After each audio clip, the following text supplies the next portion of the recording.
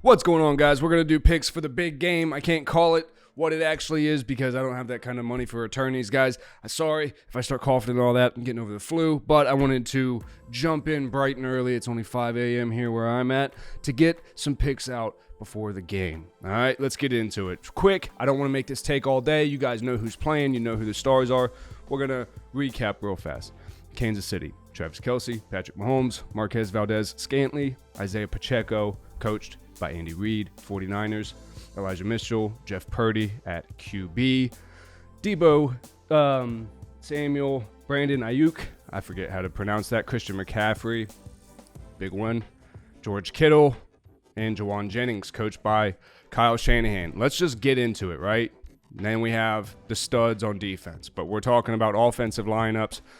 I've always been of a quarterback mindset. That's all I've ever played when I was in school, so I pay heavy attention to the quarterbacks. Let's get into that first. Patrick Mahomes versus Purdy.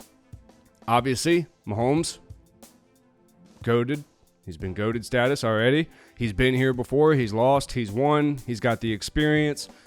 Let's talk about this. He's got a little bit of drama going on. His dad got arrested. I know he knows kind of how to push through that. Seems like dad got arrested for DUIs twice before this, so he's no stranger to this. His brother is out there fully making an ass out of himself per the usual, and his wife is also making things a little difficult on Patrick Mahomes in the social media sphere. So hopefully he's just staying away from all that, and his family's chaos is not affecting his mental. If it does, I would say him and Brock Purdy are now equal. Brock Purdy's never been to a Super Bowl.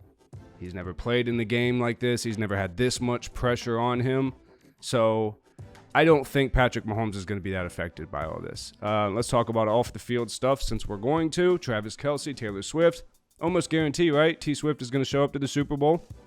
They would be stupid to not make that happen. It would be in everyone's best interest to do that. I don't think it's going to affect Travis Kelce's playing. I think Travis is going to, play a fantastic game like he always does, and here's why. Let's just talk about the tight ends. George Kittle versus Travis Kelce. Kelce is way bigger.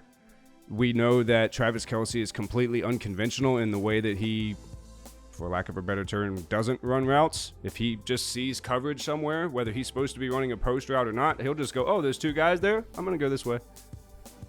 And defenses don't know what to do with that because one defensive player is not going to change up the entire defensive scheme because of what Travis Kelce is doing that systematically doesn't make sense, right? So it's very hard.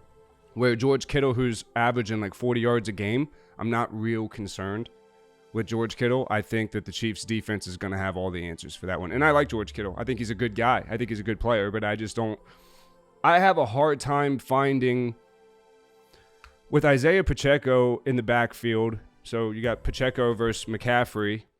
McCaffrey's no joke, but have you guys seen how hard fucking Pacheco runs? It's insane. It's insane. I'm not saying McCaffrey doesn't, but I'm just saying if you've seen the way Pacheco runs, and we're just looking at matchup to matchup, quarterback, wide receivers, Kansas City takes it.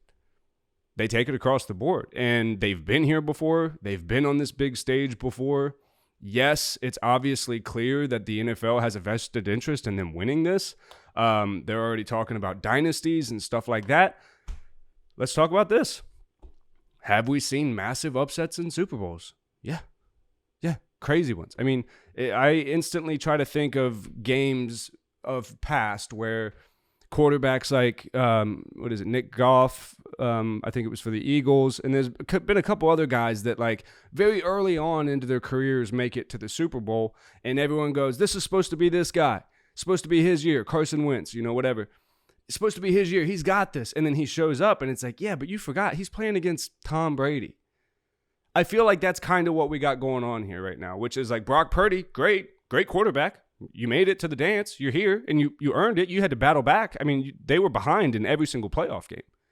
So they battled back to earn this spot. I'm not taking anything away from the 49ers, but I'm saying to get here, it took a lot more for you to reach down into your bag and pull out a miracle to get here, where Kansas City struggled for a good portion of the regular season, and they still made it pretty easy, right?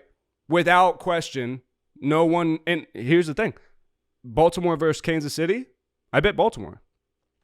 I had a 3-way parlay going that I thought would have worked out pretty decently. Travis Kelce anytime scorer. I took the under on Patrick Mahomes passing yards. It was like 245. He threw like 241 or some shit. And then I took Baltimore to win. Why? I thought Kansas City was a little too hyped up. I thought everything going on off the field may distract them. And I thought that they were going to come in and Lamar Jackson was just going to dust them. I was wrong. So I've learned from years past against betting against the Patriots and, you know, any other dynasty teams when the Steelers were incredible during the times that they were. I made all those mistakes of going, oh, it's too big. They're going to set it up for an underdog story. And then you bet against the team that you know is going to fucking win and you lose your money. So do what makes sense, not what Vegas is. I don't know why Vegas still has, to this day, still has Kansas City getting 2 points. Makes no sense to me. I don't understand it whatsoever. So outside of, I think they just want all the masses to throw the money on Kansas City, and they think that by making them a slight underdog, people see that as, ooh, I'm going to make some money when they win. That's the only thing that makes me nervous for the big underdog upset, is Vegas has still got Kansas City getting 2. It just doesn't make sense. So from a betting perspective, I look at it like this. If Kansas City is going to win and they're getting 2 points, they're going to win by a field goal. So I would say 31-27 will be my pick, will be my final prediction. Kansas City, 31-27. Guys, let me know what you think. I'll see you guys in the next video.